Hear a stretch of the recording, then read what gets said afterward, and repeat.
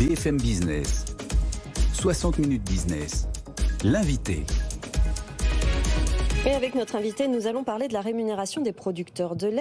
Elle a augmenté de 27% sur un an à fin juin. Pourtant, de plus en plus d'éleveurs jettent l'éponge. Il y a plein de facteurs à prendre en compte, évidemment. On en parle avec vous, Guylaine Viron. Vous êtes vice-président de la Fédération nationale des producteurs de lait. Merci d'être sur ce plateau aujourd'hui. On l'a vu, effectivement, la rémunération qui a augmenté de 27%. Excusez-moi, c'est le prix du lait qui est augmenté.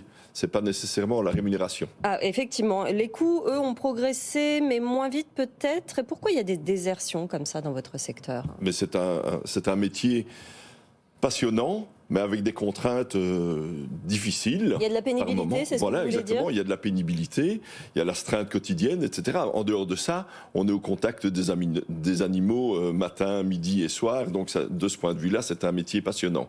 Et on est au contact de la nature. Maintenant, on a la concurrence des végétaux où c'est plus facile de faire pousser du blé, c'est moins contraignant. Oui, c'est ça. Il y a des départs vers les céréales, les exploitations céréalières. Qu'est-ce que ça apporte ? C'est moins pénible, c'est pas un travail 7 jours sur 7, c'est vraiment une question de pénibilité ? Je crois que c'est une question de pénibilité et de rémunération. Là, aujourd'hui, nous sommes rémunérés autour de 450 € les 1000 litres.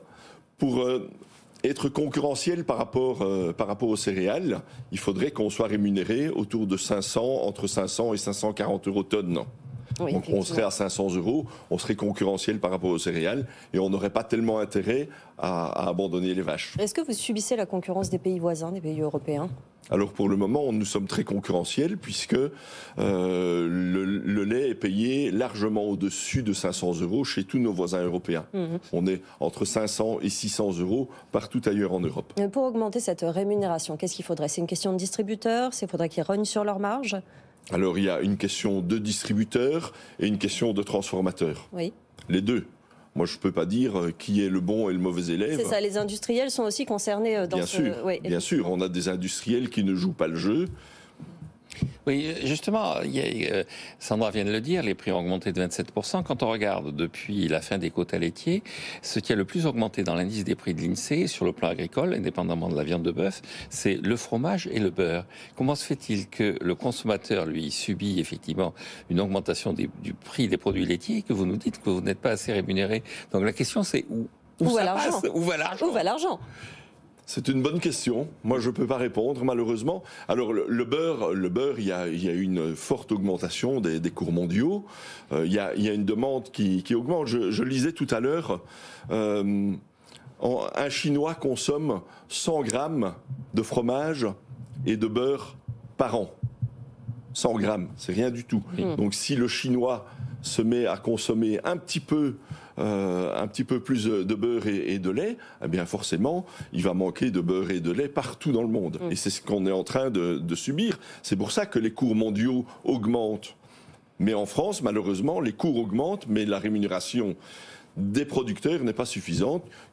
Pas suffisamment élevé que pour maintenir un nombre suffisant d'éleveurs laitiers. Jusqu'où est capable d'aller l'acceptabilité du consommateur pour justement le prix, en grande surface par exemple, du lait, des produits laitiers ? On voyait il y a 2 jours qu'en Italie... Désormais, le litre de lait coûte plus cher que le litre d'essence. Ça devient un produit de luxe. En France, est-ce qu'on a ce problème ? Est-ce qu'on va l'avoir ? Alors, nous sommes un peu ridicules, ceci dit. Nous demandons, nous, Fédération nationale des producteurs de lait, nous demandons une rémunération ou un prix du lait de consommation à peu près équivalent à ce qui se passe ailleurs en Europe. On était autour de 1 € en Allemagne, un peu plus d'1 € en Belgique. Là, vous parlez de l'Italie, ils sont à 2 € le litre. Et nous, on pense qu'aux environs de 1 €, ce serait pas mal.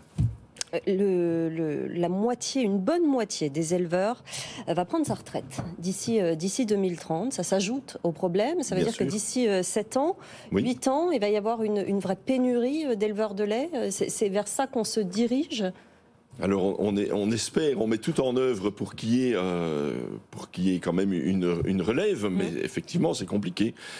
Le monde a évolué, la société évolue, et se lever tous les matins, 7 jours sur 7, etc., pour faire la traite des vaches, mais peut-être que ça passionne moins, même si nous le faisons avec mon épouse et un de nos 5 enfants, on le fait avec beaucoup de plaisir. Oui. Mais c'est vrai que parfois, le 7e jour, on serait content de ne pas le faire. C'est un métier passion. J'ai juste une dernière question. Oui, comment vous répondez à tous les écologistes qui vous accusent d'être parmi les plus gros pollueurs au travers du méthane, et on vous explique qu'il faut arrêter d'utiliser d'élever les vaches parce que c'est un des plus grands producteurs de gaz à effet de serre. Est-ce que ça vous inquiète, ce discours qui est en train de se répandre? Mais bien sûr que ça nous inquiète, mais surtout, alors nous sommes évidemment émetteurs de gaz à effet de serre, mais nous sommes aussi les premiers stockeurs de gaz à effet de serre, puisque nous stockons du CO2 à travers les prairies, à travers les haies et tout ce qui est mis en culture. Donc nous sommes effectivement émetteurs, mais nous sommes aussi stockeurs. Alors bien entendu, on travaille au quotidien pour limiter au maximum ces émissions de gaz à effet de serre et les réduire. Et puis, bien sûr, augmenter le stockage en parallèle. Qu'est-ce qu'il faut faire? Emmanuel Macron est dans le Loiret aujourd'hui pour justement parler du renouvellement des générations dans le secteur, dans l'agriculture en général. Qu'est-ce qu'il faudrait faire? Qu'est-ce qu'il faut mettre en place pour que cette profession ne disparaisse pas finalement à terme? Mais c'est très important et on vient d'en parler, on a 2 défis à relever dans la filière laitière. C'est le renouvellement des générations et ça doit passer bien entendu par une juste rémunération, oui. Mais aussi il faut trouver de la main-d'œuvre parce qu'un éleveur laitier tout seul, c'est plus possible dans la société d'aujourd'hui. Il faut trouver de la main-d'œuvre salariée, etc.